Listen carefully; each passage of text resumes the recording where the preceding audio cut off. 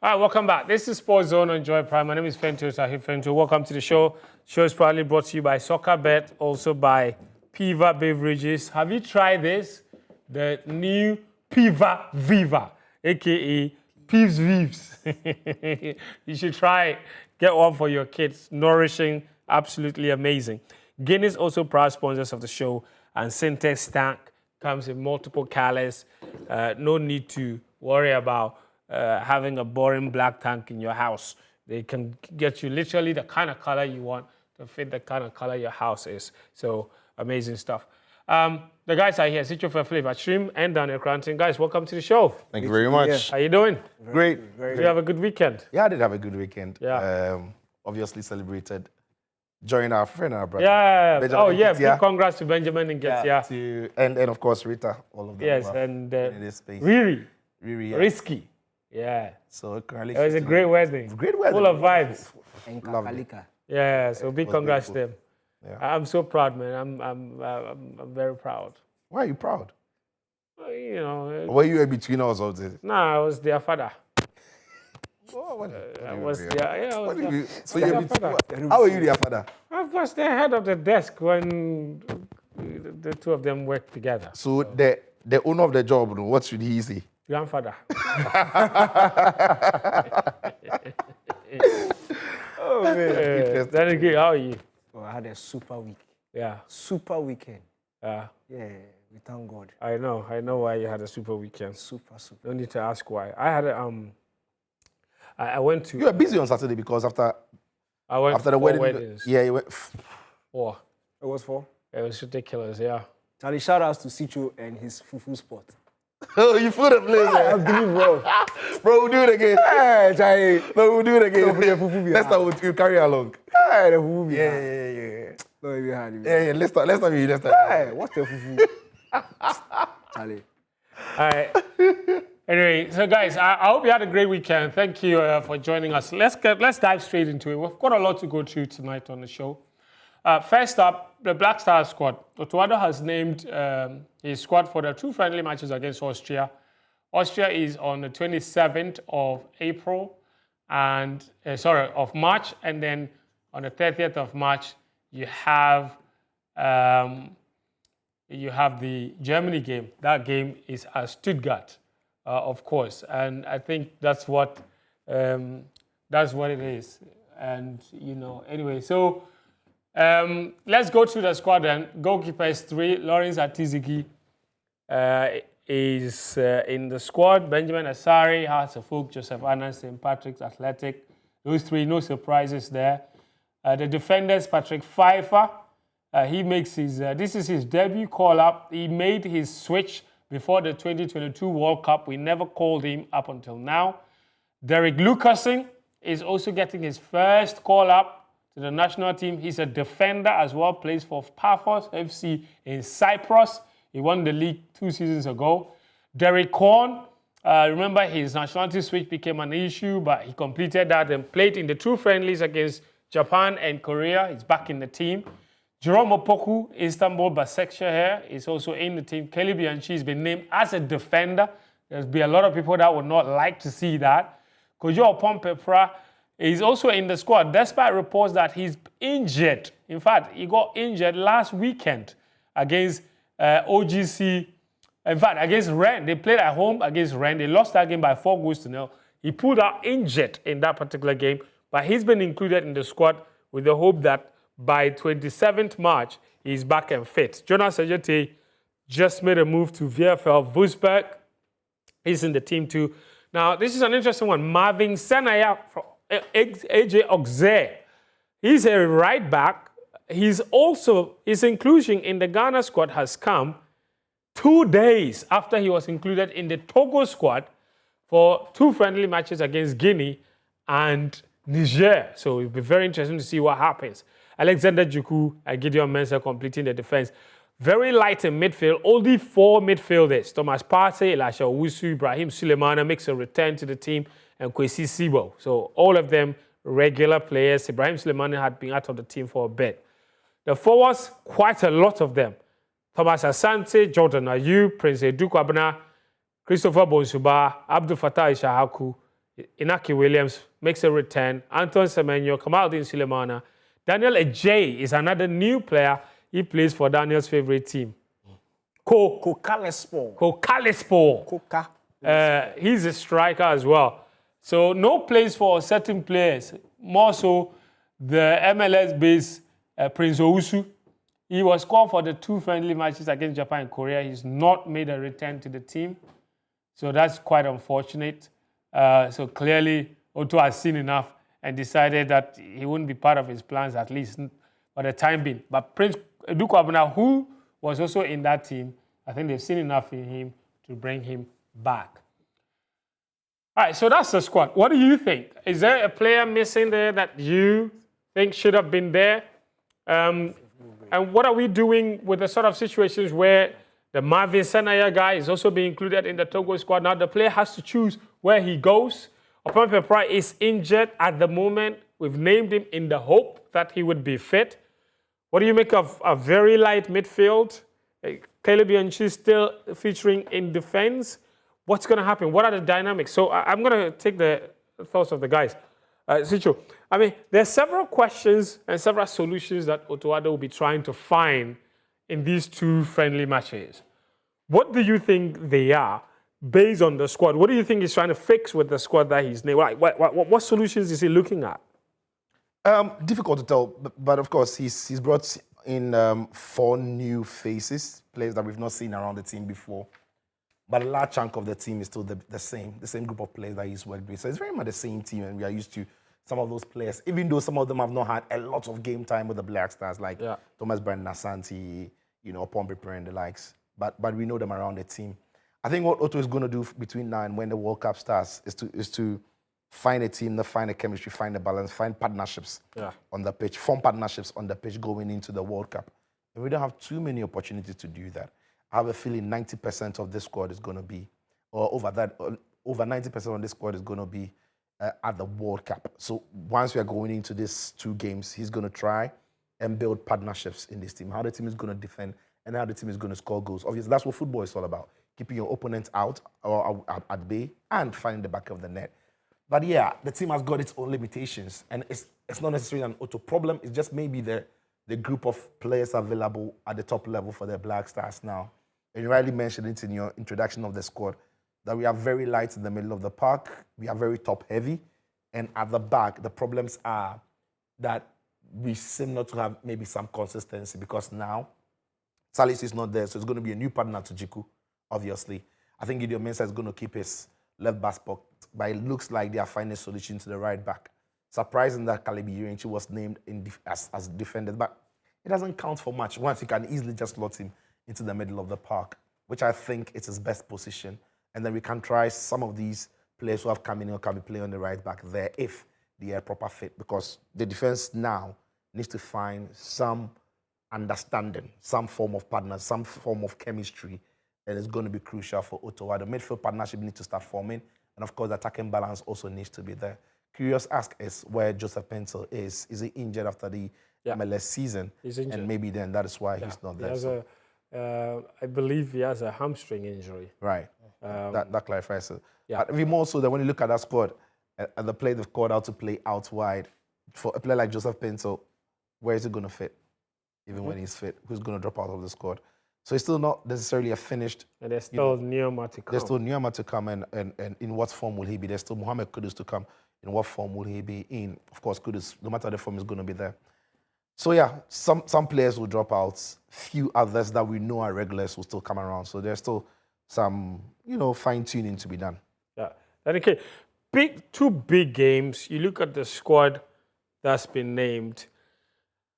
You think that we will have a clear, we'll come out of those games with a clearer idea of some solutions. Obviously, in the past, Otto has used some friendly matches to find solutions to some positions in the team. Do you think that this possibly is one? Are you excited about something in particular about this squad that could potentially result in finding a solution to a problem that exists in the team at the moment? I'm excited that, aside the 4 new players, of course, if you look at the rest of the players, as Sichu said, they are guys who have been in and around the squad for a while now. So there is some certain level of continuity going on in this team, which excites me. For the first time since October, we are having a full-strength squad, if I can put it that way, together with the Black Stars. You know, the Caribbean Cup was basically a wasted exercise. This time around, the boys are all back, and we would see, to some extent, what the team will look like heading into the World Cup. Now, this is the last international friendly window before professional squads will be named. So May 11th, the deadline for professional squads. Then May 30th is the deadline for the final squads. So by the time we face Wales on June 2, we would have known the Black Star squad going into the World Cup. So the thing is, those who missed out on this team will have to use their club form to try and push their way into the World Cup squad, because there's no other international window. We know that the game against Mexico, which will happen before, is for the French players and under 23s, and we know that those playing in the top leagues would more or less not be included in that game. So this is a very important exercise, not just for Otto Addo, but for the players who have also been invited. This is a chance where they could play themselves into contention. Prince Edu didn't play a single minute of qualifiers. He impressed really well against South Korea, and he's back in the team. Yeah. So if he does well again, chances are he's going to the World Cup. So it's that sort of opportunity for some of these players, the debutants also. And I'm looking at where the debutants have come. So there are 3 in the defense. So Senaya, who has come in as a right back, something that we've called for a very long time. I don't want to talk too much about him because I've seen this thing before. I want to wait to see him wearing the jersey before I realize he's with Togo or he has dropped out. Ghana does that thing a lot. So with him, yes, it's a good thing, but let me wait. Then with the 2 centre-backs, with the Dutch guy who's Luckassen. Yeah, Luckassen, and then Pfeiffer, who we know how good he is. We've wondered why he has not been selected since his switch back in 2022. He gets an opportunity, and it's a game in his environment. Austria, Germany, that's where he plays his football. So I think that's also smart. The likes of Derrick and co would not need to fly around to join the team. The team are coming to join them. This is a sort of friendly. I thought Koenigsdorfer would make the list, maybe for one last push, just to see if he can fit into this team. But it just looks like Otto Addo has moved on from him. But it's very important that these guys go out there and give themselves a chance, a fighting chance to make the final squad for the World Cup. And yes, it's a friendly, but if you look at the squads across the world, which has been dropping today, you can see a certain level of seriousness attached to all those teams. And that's because of the timelines I gave earlier. This is the last chance. So I don't think we'll see one of those performances, those friendly performances where it will be something like a tester. I think Otto Addo is going to go into the 2 games against Austria and Germany, fielding a team and putting forward a strategy or formation that he's very likely to use at the World Cup. So I'm excited to see that, but I'm also sad that some 1 or 2 players missed out on the team because you don't know and you can't tell whether they'll come back before the World Cup. Yeah, that's an important point. When the team played in the Caribbean Cup, it was more or less giving some new players the opportunity and knowing about and learning about those players. This window wouldn't present that opportunity. This window is not to learn so much about new players. If you are going to put in a player who is new, it would be because you've seen enough in training to convince you that you can do a job. Yeah. Because the team is going to pick, and the way it's going to set this team up is very much going to, in my opinion, mimic what the team will be looking to do in the World Cup, because we don't have too many opportunities. We didn't have the AFCON to test anything. So these opportunities, all those minutes in these friendly games will count in preparing the team and giving Otto the opportunity to set up a team in the way he wants to see them play when we take on our opponents in Panama, Croatia, and England at the World Cup. All right. I don't know about you and what you think about the World Cup squad, but I'm very interested in your thoughts. So do send them to me on 0551 5757 57.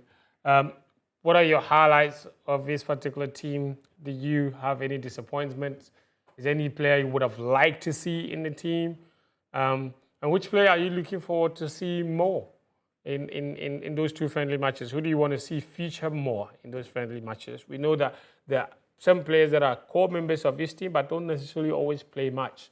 So it'll be interesting to see also the dynamic of having Inaki Williams back and what he does, because Inaki Williams for the longest time has yet to truly convince Ghanaians that he's the guy to lead the line for the Black Stars of Ghana, or whether or not maybe playing off a striker is his best role. We're still trying to figure out what the best position of Inaki Williams really is. And, 4 years after he made his debut, this is still an ongoing conversation. He's been out of the team for nearly a year now, so it's important to see how he does once he comes back into the team. And so I'm very much interested in and looking forward to that.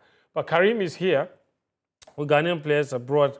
I'm sure he had his own squad in mind. He will have some thoughts about why someone didn't make the squad, or if he's surprised someone else made the squad. Karim, welcome to the show. In fact, before you get into it, I have a question for you. How come we've named the player, Togo have named the same player? What's going to happen in this situation? Marvin Senaya is a man in demand. Last week, actually, I planned doing some work on him.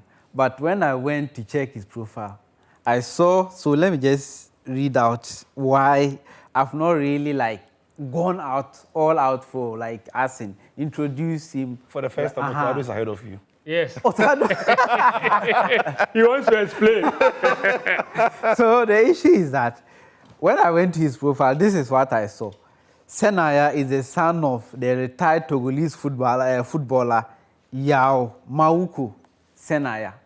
Mauku, I think, is Ghanaian, right? Like the name. It's Eve. So they are both in Togo. So when I saw that the father is a retired Togolese footballer and he's already in the squad, they named their squad first. Earlier, yeah. And he's there. So I was thinking, well, maybe the father might have influence, but the pool Ghana has, let's see what happens. Next 2 weeks when they are assembling in their national teams, we see where he goes, whether he decides to go with Ghana or go with Togo and stay home or go. Well, we've seen this situation before. Yeah. But there's Ghana national teams too, right? Ghana's got an upper hand. We will add a player and another team will add a player. Yeah, but in 2026 now, around this climate, Ghana's got the upper hand. Yeah. It's a World Cup here. There's a World Cup to be played. And Ghana, if he does his own analysis of the team, Ghana lacks in the position that he thrives. Yeah. So he can be thinking that he can go in and grab that spot. So I think maybe then Ghana has an upper hand in over Togo here. So, Fento, the general overview about the squad is that I'm not so excited about the squad, but obviously he attempts to solve a few issues, especially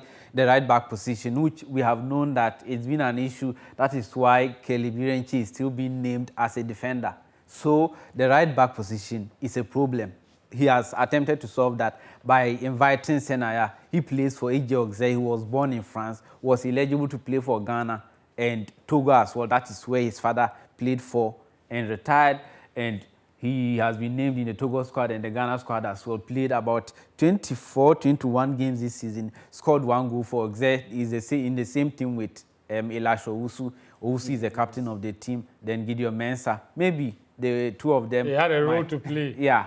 So Agent Gideon. I'm looking forward to seeing what he can do. Hopefully, he takes the opportunity and makes the position his. But the centre-back positions, I'm not really sure there's such a big issue there. If you are looking at it, look at the options we have. Obviously, missing Salisu is a big miss for the Black Stars because of the partnership he has with Jiku. But if you are looking at a player like Jerome Opoku, who plays for Besiktas, that is in the Turkish top flight. When he came in, I think March last year, the away game that we won, I think 5-0 or is it 5-1, when he played with Jiku or is it Salisu, he did quite well, and I think that is just a natural thing to do now, pair Jerome Opoku with Jiku. So looks like the ideal partnership to go with. But if you are looking at a player like Luckassen, who is one of the debutants in the team, 30 years old, plays for Paphos, that is in Cyprus, plays about, I think, about 28 games this season. I've not really had time to look at them because the squad came in late. But is he David Luiz's partner? Yeah. At the centre back in Paphos? Yeah. So he has played a lot of high-profile games this season, actually. Played 8 Champions League games against Bayern Munich, against Villarreal, and against Villarreal, actually, he scored in that game. So that is his one goal in the Champions League this season. What he comes with is experience. But, 30 years old, will he be able to adjust to the team?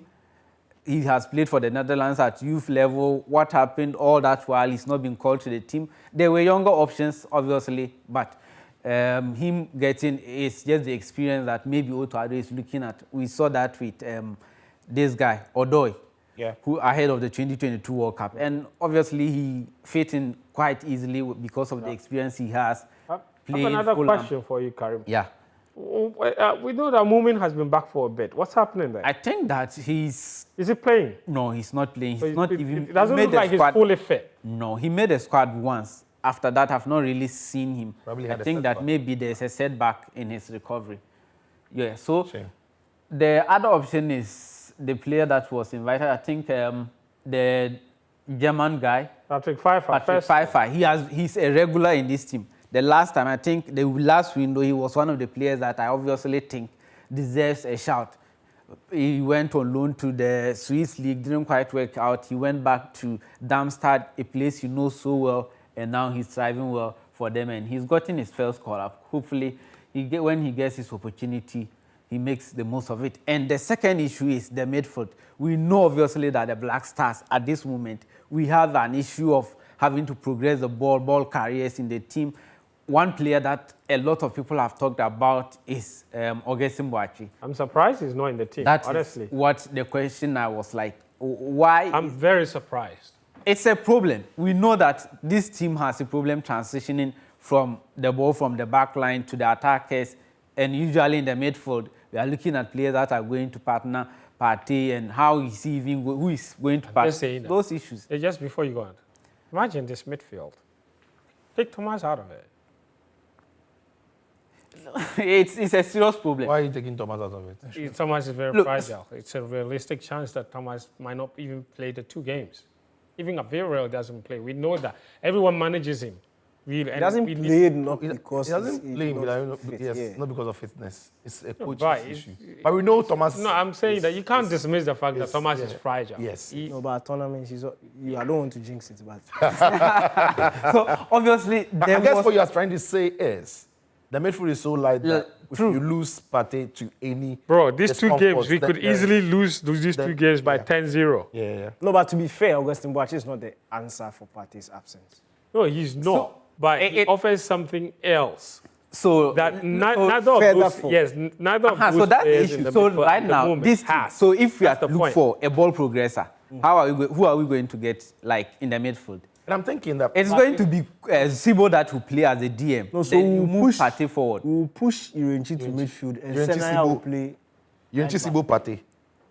But I've been thinking, Otto and the coaches have loved to use at times Kudus as, if you like, the more advanced midfielder. Truth is. And if Kudus is injured, I'm thinking, like you said, Augustin Boachi could be... I just want to see him. Obviously, we are not looking for a player to come and be started, but we want to see how, and Daniel says it all the time, we want to see how he does in the national jersey, when he puts on the jersey. At club level, we've seen his capabilities there. But I feel like... He's not had opportunity at the national side. He needs which is true. I think he deserves a chance. Yeah, but at this time, maybe after the World Cup, the next cycle of international football, they'll look at him, maybe. Yeah. But I think Otto has his mindset. He doesn't want too many different dynamics coming into the team, I think. He's not had enough time to see him so much in the last year. And he's maybe thinking, we don't want to throw him in now because I'm not going to now learn about players who are not coming there's another one that Otto knows very well because he's invited him a few times. And he scored a great goal last weekend. Forsen. Forsen Namankoya. Right? Yeah. So very similar in that direction. Yeah, good shout. Injuries have... Otto knows because Otto was the one who gave him his debut. Absolutely. So with how light the midfield is, I would have expected a few more bodies. He just came back, right? Yes, he just came back from injury and is obviously gradually being integrated into the team. So the weekend, he didn't start as well. He came off the bench. So clearly, injury is no deterrent to Addo's spot. There are injured players that have been named there, so that one is not an issue. Who is injured? So Upon Pepper is injured. The club says he'll be back. Yes, but he's injured at this moment. So that is, he will be back. We are saying that he's saying that one has come back already. So that one, I'm saying that the game is in 2 weeks. Yes, and we've named a player who has yet to return from injury. Who will return by then? No problem. And I'm saying that the one that we had just spoken about, he has already returned to Ononokra. He's overfit. Okay. No, that's different.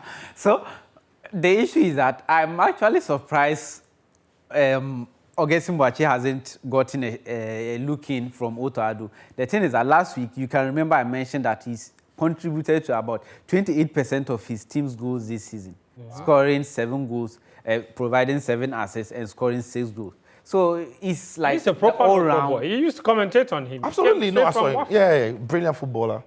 You know. Seeing his development. So the forwards, that is where the other issue is. So let's look at a player like Daniel Agyei. He used to What do play. you know about him? He was born in England.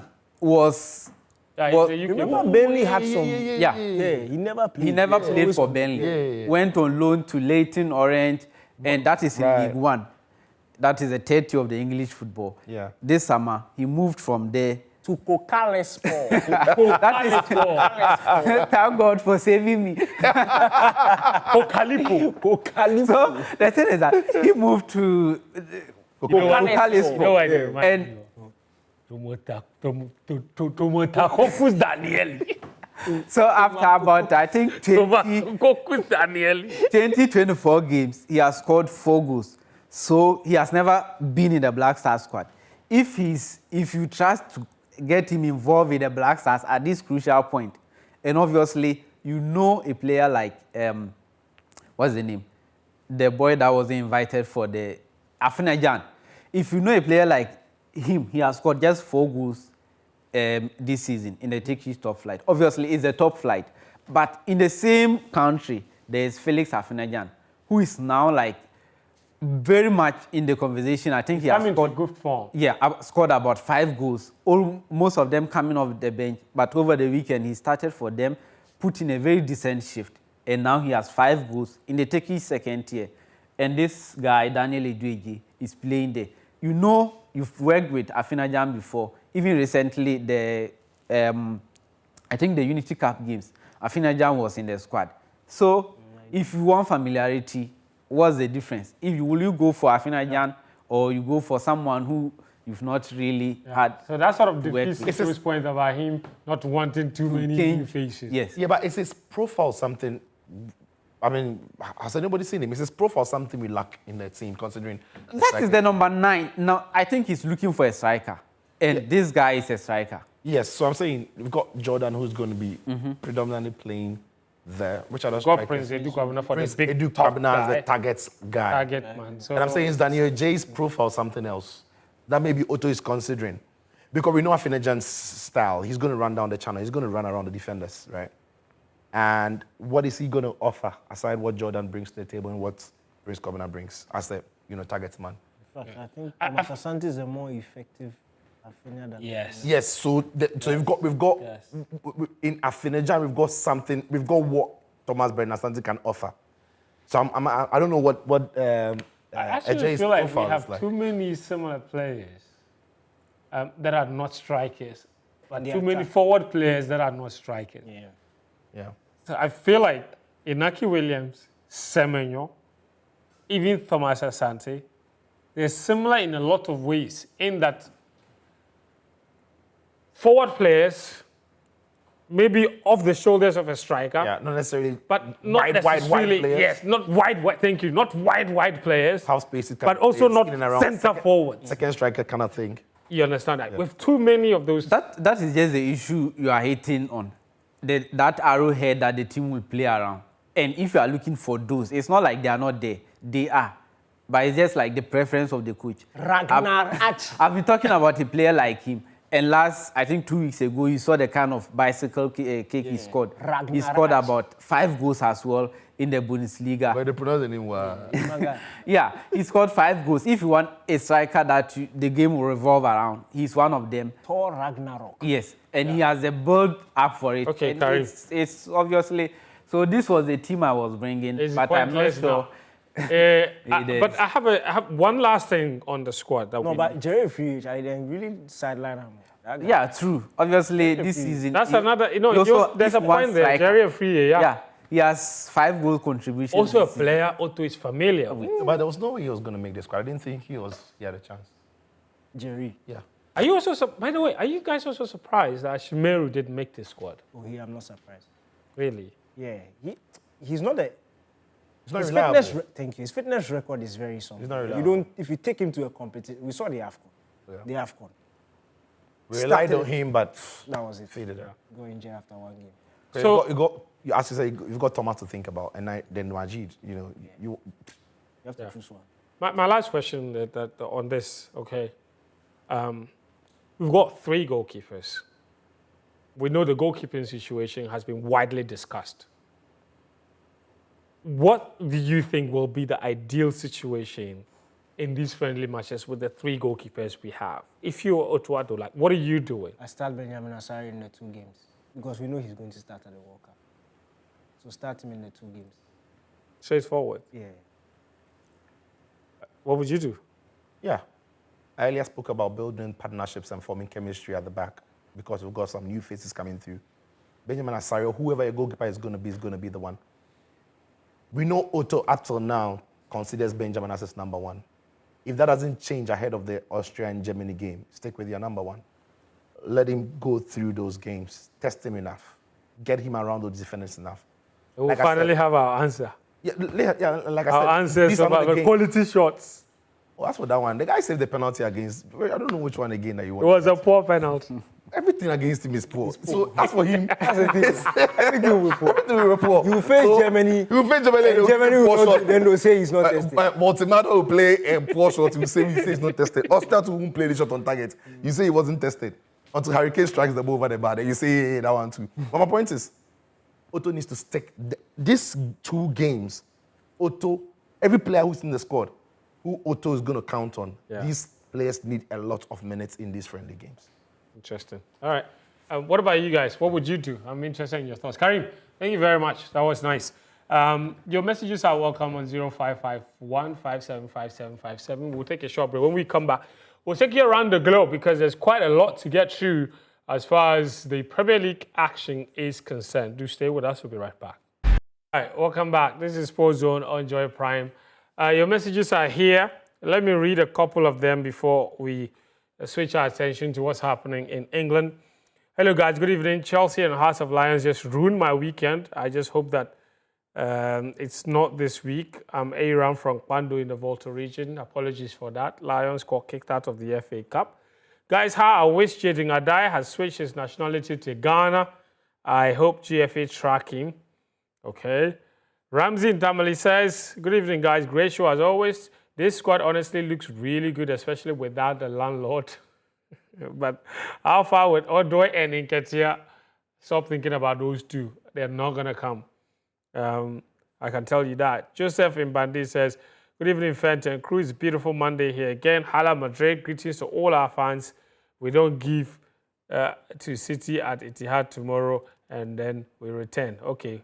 We're going to give it to City at Etihad tomorrow and then return. Interesting.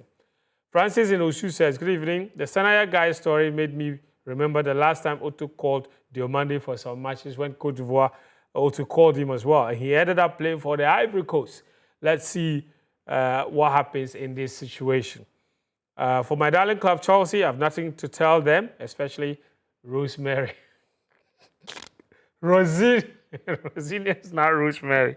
Friend, after seeing some dance moves you made over the weekend, I'm tempted to call out Dance God Lloyd for a battle. Yeah, I don't think I have a size now. Dance God can sit somewhere, and when he beats Lexus, then you come and face me. Uncle Ebo from Adoko Official Town says, good evening, and I hope you and your crew are doing well. All the players called are very good, but the likes of Salim Adams of Mediama and Samuel Takumi of Gold Stars should have been added.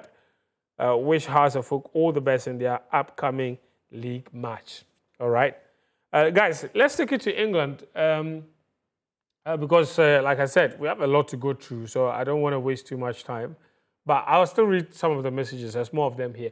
But I want us to talk about Chelsea Football Club because they've been handed a fine of £10 million. And they've also been giving a transfer ban suspended for 2 years. And then, of course, they've also been giving an academy ban that starts immediately, 1 year academy ban. That starts immediately. And those are the details. So why have they been punished? Look at the second paragraph. It's for breaking financial and reporting rules between 2011 and 2018, when Abramovich was still in charge of a team. So this has nothing to do with the new owners. In fact, the new owners reported the breaches in 2022. And what are the breaches? Basically, secret payments were made to third parties linked to the club. So in other words, they're just saying that Chelsea Football Club were using other companies that were owned by the owners of Chelsea Football Club or so, and they were paying monies to the players and paying monies to agents that were not being recorded as cost or expenditure to Chelsea. And they're saying that that is wrong because you can't do that. Every payment has to have been deemed to have come from the club. But if you use another company of the owners and you go and pay the players on the side, it doesn't register as expenditure and it looks like you are not making losses. So it's criminal. So you've been punished. Sijo, I mean, all the charges, I would say, good outcome for Chelsea given the circumstances, no? Yeah, great outcome.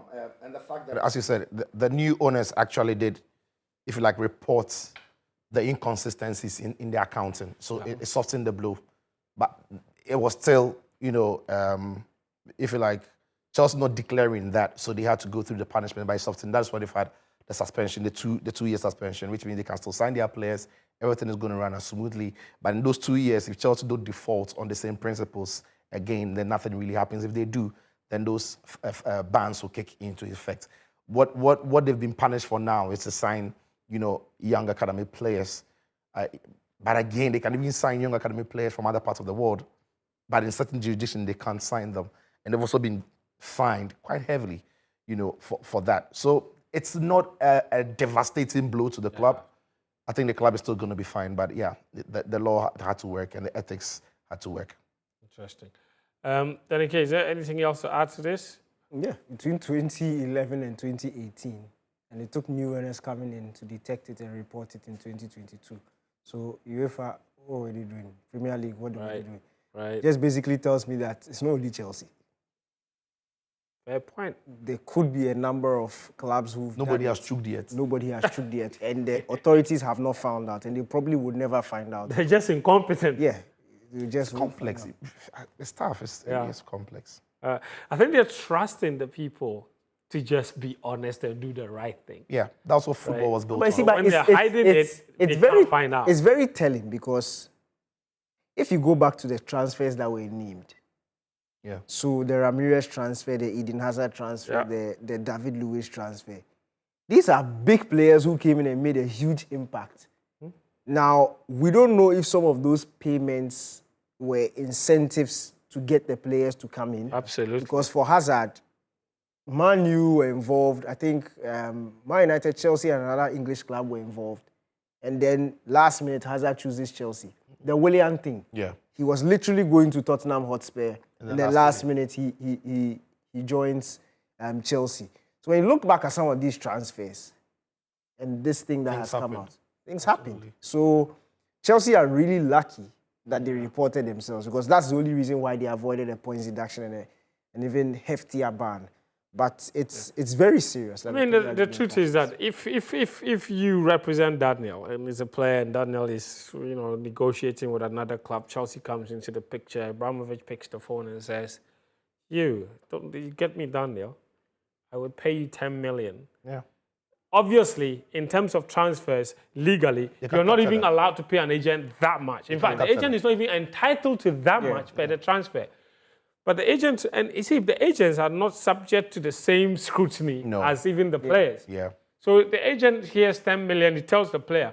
And don't forget this, players absolutely listen to their agent. Yeah. Like to the T. Yeah. So if the agent says, if you do this, I get 10 million, the player looks at it and says, okay, fantastic, they'll do it. And that 10 million gets paid from some company that nobody knows about and it doesn't come from the club, but he still gets his money nonetheless. Absolutely.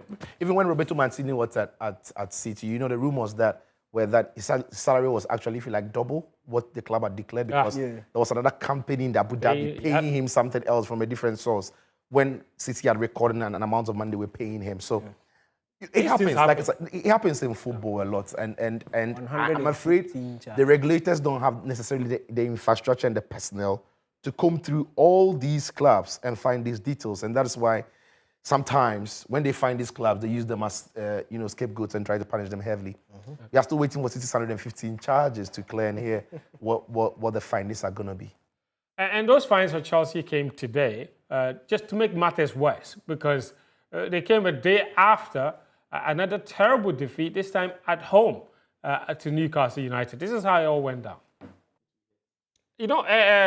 So Chelsea lost, then got fined and banned from transfers, and then just when you thought it couldn't get any worse, it actually did, when it raised a pause. Now their captain, Reece James, is out with a hamstring injury that could last 2 months on the sidelines, and now he even risks not going to the FIFA World Cup. What a week Chelsea have had. Sijo. All right, let me focus on the game because you're dealing with too much. But I feel sorry for It's been a Reece lot, James. from Bayern to Newcastle, the ban, Reece James injury. We can forget about a comeback tomorrow. Yeah, I feel sorry for Reece James because he had been very fit in the last year, considering his record. And Enzo Maresca seemed to have found a way to keep him fresh and manages his game, his game time and everything. And he's caught up in an injury again. His body hasn't helped him. His 10th hamstring injury of his career. It's terrible. I mean, he is, when he is fit and rolling, in my opinion, one of, if not the most complete right back you have in the game. He defends well, he's strong, he passes the ball, he's comfortable on the ball, he can score, he can cross, But if you're not available to play a lot of games, you can't be in those conversations. Well, and so I'm sorry for Reece James. I hope he's back in time and makes the World Cup. But yeah, talking about Chelsea, it's beginning to sound like a broken record because we've gone over this all over again. And Rosinha has come under pressure. Let's talk about him. What's going on there? Because I've seen some takes from Chelsea fans that say he's just not it. I don't think what a lot of Chelsea fans are saying about him is different from what they said about Maresca when similar results were occurring, even in this season. And that is why I've said that the managers are part of the package. The club decides that after Enzo Maresca, they are going to bring Liam Rosinha, who doesn't have the level of experience and the ability to manage the expectation of a club like Chelsea. So he might be a talented coach. He might be one who has got it in him to be a great manager in the future. But with the expectations of Chelsea Football Club, a team that expects to be competing for big things, and minimum be in the top 4 conversation and be there and clinch a place in the top 4, what Liam Rosinha is doing is simply unacceptable to the fans. But when you look at how the project has gone, it's not shocking. I don't think there's any neutral anywhere in the world who's surprised with what's happening at Chelsea. Because the kind of players the club buys and the way the club does its business is exactly what you are reaping. And I tell people, I said at the start of the season, this club, Chelsea, has spent the money they've spent, but they've not built a team capable of competing Wednesdays and weekends. They've not built a team capable of handling midweek football in Europe or in Cups and then turning up over the weekend to also go in and produce consistent results. And throughout this season, that has been the story. Chelsea have had some of the worst results anytime they've had to play a midweek game, either in Europe or even in Cup games, and return to play games in the Premier League over the weekend. How do you go into the transfer market and scan around the world and look at all the strikers you could possibly get and then say, Liam Delap, that's the guy to take Chelsea to the next level? Because the principle of the project is the club is trying to assemble players they think are going to be world-class footballers in the next couple of years. But they are going to come in now and develop. So when you watch Liam Delap over last season in Leeds United, in a team that didn't offer him, Ipswich, I should say, that didn't offer him too many opportunities, and his return, it's easy to think that he has the ceiling, which is high. So Chelsea have gone to plug him. And it's been the same principle for many of the Chelsea players that they've signed under this project. So Liam Delap doesn't fall out of the description of the players that Chelsea want to sign. It just hasn't worked out yet. The truth of the matter is, when you are signing a lot of players with that principle, there are many of them that will be inconsistent until they hit their height or might never hit it. I've always said it's the mix of it. it really is the mix of it. You might have young, talented footballers coming through like Esteval, who is working, and you also need players who are guaranteed or who are going to guarantee you consistent performances. But when you have too many of the Garnacho, the Gittins, the Netos, the Dilaps, Fofana, Badiashile, and all of that in a team, you are certainly not going to get consistent results. Fofana shocks That is me. what you've He's seen. 25 years of age. I mean, I look at that. It's not acceptable. And Zicho says that there were a couple of things that broke down before the ball got there. Fair enough. But where was the fight in the end? Like, I've seen Thiago Silva at 37 spring the entire length of the pitch to go make a goal line clearance. He's just standing there. He's just in fact, before the ball was passed forward, the distance between him and Gordon was probably about, I don't know, maybe 6 yards. And he was in front of him. Let me tell you something He about was just this goal. strolling. Let me tell you something about that goal. And 2 weeks ago, when Neto had his red card, before him was Fofana, and I spoke about the inexperience in the team, and people, Chelsea fans did say on social media, most of them, that Fofana is 25 years. He cannot be described as inexperienced. Neto has played lots of Premier League games with Wolves and now come to Chelsea. He can't be described as inexperienced. But this goal even highlights what I was saying even the more. I don't know if Benaya still has a goal, but when Willock is confronting Chalobah, the first thing that Fofana, if he's got experience and awareness, has to do is to look for where the next danger is. So he should straight away be looking over his shoulder, left, right, behind him to see if Willock is going to get any support. And then he has to back up Chalobah or keep an eye on where the danger is coming from. Guess what he does? He's ball watching Chalobah and Willock and doesn't even smell that there's a Gordon coming off his shoulder. And that is what we talk about when you say inexperience. Imagine if there was, so look at him from there, like as the ball goes through, if you roll it on. So the pass comes through to Willock. And he's that's where it is. He's ball watching. He's not looking over his shoulder. But here's the thing. What is Gusto saying to him at this point? Is Gusto going to give him a shout? If you've got leaders in that team, you've got more experience in that team, surely Gusto is giving him a shout. Your left, he's coming, he's on your left. And then you are going to be aware. But if you roll it on, he's ball watching up until Gordon passes him. This is the entire sequence. So that's it. Look at him there. Just play. So just play it on.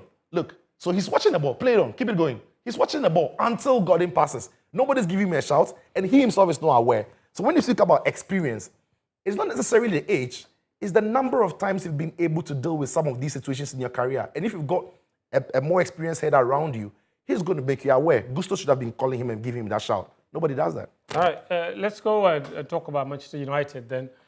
They have shown no signs of stopping. They took on Aston Villa, and they absolutely took them apart. All right, so Manchester United with yet another victory. And guys, listen to this. Since Michael Carrick took charge of Man United, they have won more points than any club in the Premier League, even Arsenal. The numbers are this. They've won 21 points, in fact, 22 points. That's it. That's the table. Since Carrick. United have won 22 points. 22 is hiding in the Joy Prime logo, don't worry. They've won 22 points since he took over. Arsenal with 21. So this is the unbelievable run United have been on since Michael Carrick took over. It's incredible. And all of it has been led by one man that has shown incredible consistency and leadership in that United team, Bruno Fernandes. 16 assists this season. 8 goals scored, and now everybody says he should be Premier League Player of the Season. Punya. Oh, Goodness. What's her name? Pamela. You did not see Daniel Cranton dancing. What a weekend. You. Okay. I feel sorry for you. Is it also who? I feel sorry for you. Why? Because a couple months ago, you'd have come. Man United, what is happening? Look at him. He's asking the question. He's touching. Let's talk about Bruno Fernandes. Is he really Premier League Player of the Season contender? Oh, deserves a shout. Not even Premier League Player of the Season.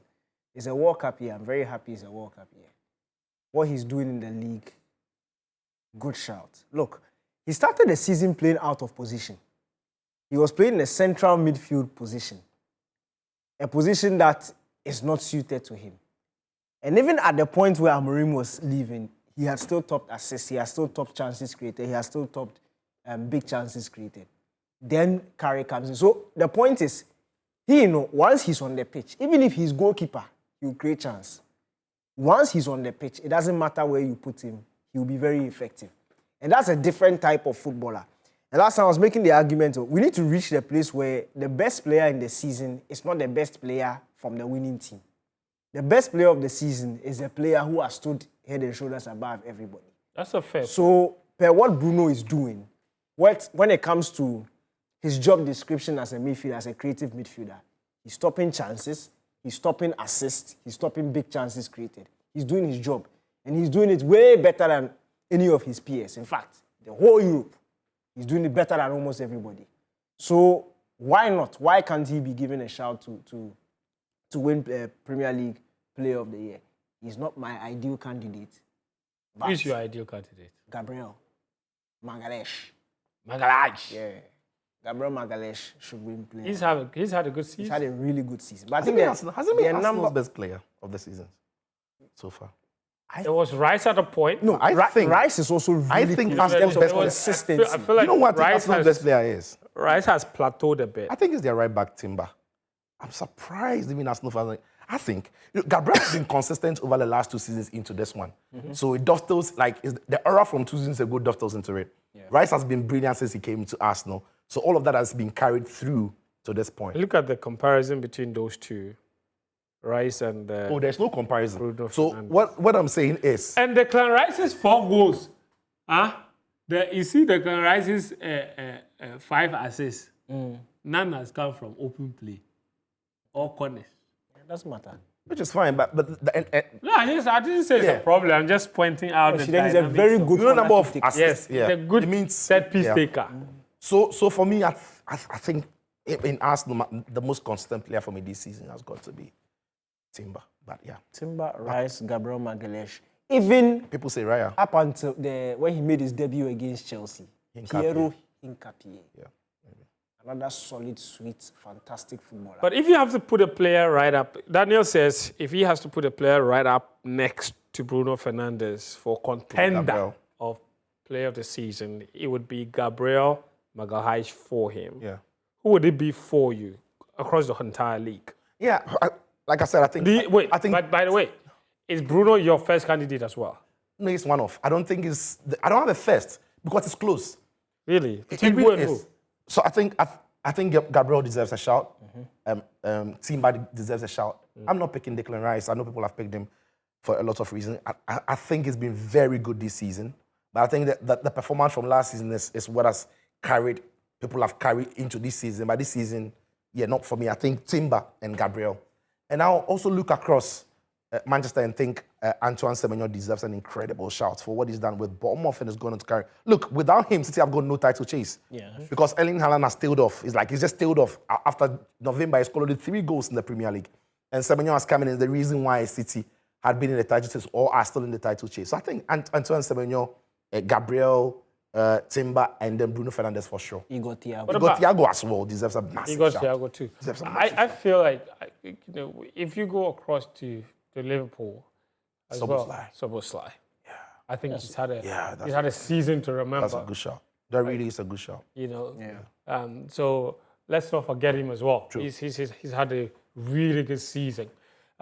Anyway, so that's that on the United front. I don't know about you. Who is your shout for player of the season? We've still got 8 games to go, but there's not really much that can change there because Arsenal have got 9 points clear of a table thanks to Max Dowman, 16 years of age, creating magic. Here's how he went down. Wow. Sometimes you just don't know where the superhero will come from. And in a special season where Arsenal could win the league, a lot of it would be down to this special moment from this special 16-year-old, Max Dowman. Look, the football, I don't know who writes the football scripts, but that was some script. Yeah, really from over the weekend. Daniki. Those are your champions. That's how it's done. You see, when it reaches this point in the season, that's why a lot of the chat on social media and it's been very funny. Because we all know that when it gets to this point in the season, it's about winning. The brain is tired. Players are relying on muscle memory. Even the muscle memory is not working. It's just about winning. Nobody cares how you did it. You have to win. Arsenal go into this game, not their best performance. But at the end of the day, you check your phone, 2-0. 2 goals, clean sheet. They've got the job done. They were playing against one of the best defensive sides in the Premier League. We know David Moyes' sides are very difficult to break down. But Arsenal got the job done. And if you look at the substitutions in this game, oh, Arteta. The substitutions in this game, people have complained about like-for-like substitutions all throughout the season. But in as much as it's one player for another, he has built a team. Yes, there are 2 left wingers in Trossard and Martinelli, but they offer different things. So if he's doing Trossard for Martinelli, yes, it's a left winger for a left winger, but he's going to add something different to the game. And we saw it. Gyökeres came on, he scored the goal, combined with Max Dowman and Hinkapie, the 3 substitutes, Arsenal score. And then the second goal also, Gyökeres to Martinelli to Dowman, substitute. Oh, Arteta. This is how you win a Premier League title. So when they drop points against Wolves, you looked at the fixtures and they said, Arsenal have the more difficult fixtures. They are more likely to drop points. They've won 4 in a row. And the ones who are used to winning at this point, they can't beat Nottingham Forest at home. They can't beat West Ham. They are playing football, leading at home against Nottingham Forest, and they are dropping points. And nobody is calling them bottless. Man City, the second time this season, Man City have come within touching distance of the top, and they flopped. What's going on with Pep Guardiola and his boys? I told you about that. They can't win the league. They are not good enough. They can't win the league. Even Man United had a better chance of winning the league. If not for Amorim, I showed him what to do. The guy did not listen to me. I showed him what to do. The guy did not listen to me. If Man United had listened to me, Man United would have kicked City off. This Man City team has a serious problem. And look at how beautiful the league table is looking. Look at how it's okay. Look, there's no drama. I'm telling you that by the time these 2 teams face in the Premier League, is it April 6th or something? Arsenal, that's the game Arsenal are clinching the title. It's over. But then it says something even more importantly. And that it says the substitution for Arteta in this game. I would like to extend it to some parts of the season. Remember what you used to do with Merino at times? So bring him in at times to start as a false. Now you make substitution. Arsenal win those games while he makes it. But this one will be clearer in your minds because it's fresher. In the game against Leverkusen, Arteta was bold enough to take off Saka, one of his best players in the team who was underperforming on the day, Bukayo Saka. He took him off quite early, and he brought in Madueke. And once Madueke came onto the pitch, Arsenal looked different because he's direct. He can go on the outside, checking the inside. He won them the penalty. All the debates are about it, but after the defender sat on his, yeah, he did ask a lot more of it, but there was contact, however minimal. You can have that debate. But Madueke brought a spark in the game. Then in the game against Everton, once Timber looked like he was injured or got this injury, the most natural replacement for him would have been Ben White. Yeah. But the manager went for Mosquera, and there's a good reason. Ben White, Timber was playing against Iliman Agyei. We know how tricky he can be. So he needed a player who could deal with one-on-one defending, and Mosquera was a better option than Ben White. And Mosquera did a job on Agyei. Then he brought in Max Dowman. And one thing I like about the Arsenal team is the young man comes for the 16 years, but nobody's afraid to give him the ball. They're trusting him. When he got into the tight spaces, everybody was looking to find him because they knew you could unlock the team. And then he made those substitutions, brings on Max Dowman, and he completely changed the game. Why? He's direct. He has a bit of freedom about him. He puts in a very good cross. Of course, Pickford fluffs it, but that was a good ball. He invites him ball. Throughout the whole game, nobody was doing that. He does it. Arsenal find the opener, and then he crowns it all with that goal that he scored. So Arteta deserves a lot of credit for some of those substitutions that he's done throughout the whole season. I think he's gone under the radar. But the last 2 games really should bring our memories back to what he has been doing. The game against Leverkusen, the Madueke effect, and then the substitution that he mentions, the Hinkapie coming into the game and what have you. So yeah, credit to Mikel.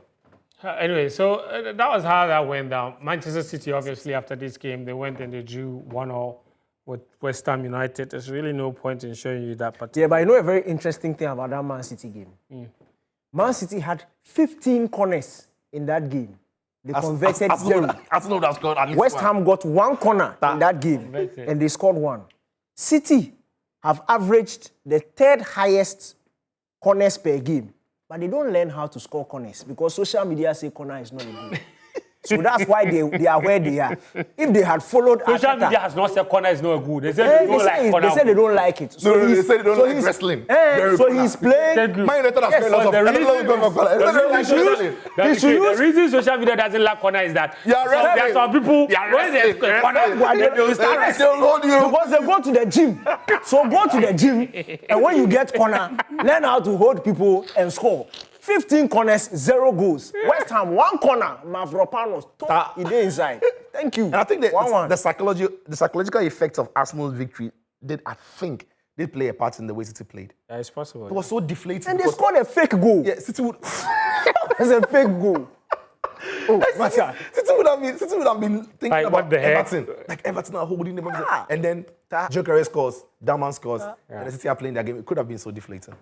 There's Champions League return fixtures this week, Tuesday and Wednesday. I want to remind all of you watching as you live in Accra, on Tuesday, the Real Madrid-Man City match and the Chelsea-PSG game. We're bringing it live to you from Palms by Eagle, formerly Holiday Inn, okay, around the airport city, right? Around where the Marina Mall is, that place, where the Holiday Inn Hotel used to be, right? Join us on your way home tomorrow. Stop by. They've got big parking. Let's watch the game together. 8 p.m. We'll have multiple screens so you can watch as many matches as you want. Tomorrow, okay? Palms by Eagle, formerly Holiday Inn, that hotel, that's where we will be. All of us, the entire team will be there to bring you live commentary and to interact with all of you and enjoy the game together and then we will launch the Rep Your Jersey for this year. That's what's happening tomorrow. So all the guys will be there. Daniel, Sicho, myself, Achu. See ya. Everyone will be there tomorrow. So make sure you do join us. Speaking of the Champions League fixtures, who can do the remontada? Or who can do the remontada? The onus is on Manchester City and Chelsea. Which of them is more likely to do it?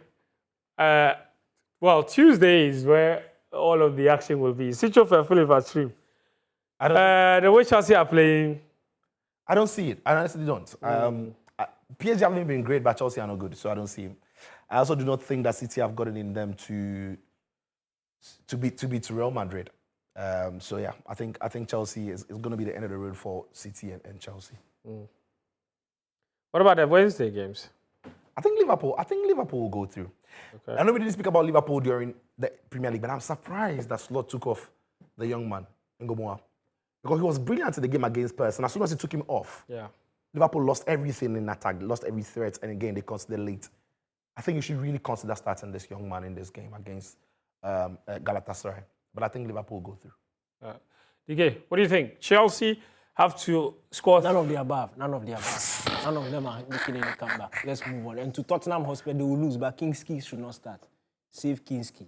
He shouldn't start. The carry out to his poor. See the goal, Szoboszlai's free kick. It's not Kinski level. So Tottenham are out. City are out. Chelsea are out. I think Liverpool will qualify. Arsenal will get the job done. I think Barcelona also beat Newcastle.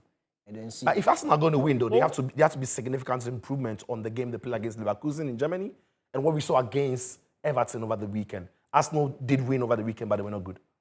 What's happening to Bayern Munich? Apparently, they've lost all 3 of their goals. Harry Kane has done it before. He'll be there.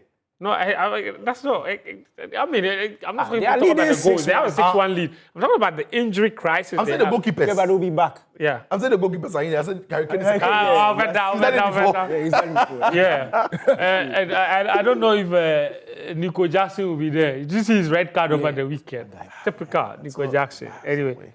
I've had some messages here. Let me see. I've got a book from Odoko Official Town says, "Good evening. I hope you and your crew are doing well. All the players called are very good, but the likes of..." Okay, I think I read that earlier. This is the one I was looking for. Majesty from UCC. Roland, aka Majesty. He says, you guys are doing a great job. Fantastic analysis by all standards. No wonder Sports Zone is my side chick on every Monday. Arsenal are winning the league title. The Gunners all the way. My regards to Daniel. So which one is your main chick? Sure. I don't know. Maybe his wife is his main chick. I don't know. It's okay. Your wife will forgive you if you cheat on her with Sports Zone. That's that one, yeah. She'll even love you more. Yes, thank you. Kobe from Kumasi says, the only Arsenal player who can compete with Bruno Fernandes for player of the season is David Raya. He's by far their best player this season. None of their outfield players can match up to Bruno by any measure. Interesting. This one says, good evening, guys. I'm YSK, Yask. And as a strong GPL fan, I'm disappointed not to see anyone called up apart from Asare. How did Jordan merit a call-up after such woeful performances at club level? United will go on a 7-game unbeaten streak, and Chelsea should have been given a much harsher punishment. Okay. Good evening, friend. I wish to join your sports crew. Everybody I meet tells me I'm a very good sports analyst. I'm also an added fan of you and Danny K from your city days. Interesting. But you don't tell me your name. How would we employ you without your name, right? Pilolo Pips Vives in Sunyani. He said his name is Pilolo Pips Vives. He says naming a player naming a player that has already been named by Togo. Are we serious at all? Now, wow. But Togo are they serious? So we are all fighting for the player. Yeah. And another one says is giving a shout to David Raya. He says, I think David Raya deserves a shout too. He's been phenomenal this year. Bruno has been fantastic this year, but he can't win it if Man United don't win the EPL. All right, that's our show this evening. Thank you so much. Show proudly brought to you by Soccer Bet, Piva Beverages, Guinness and Syntex Tank. My name is Fentio Tahiru Fentio, Daniel Cranting, and Teach Over Flavor Chimp were here with me. We'll see you tomorrow evening at Palms by Eagle. Until then, do take care of yourself.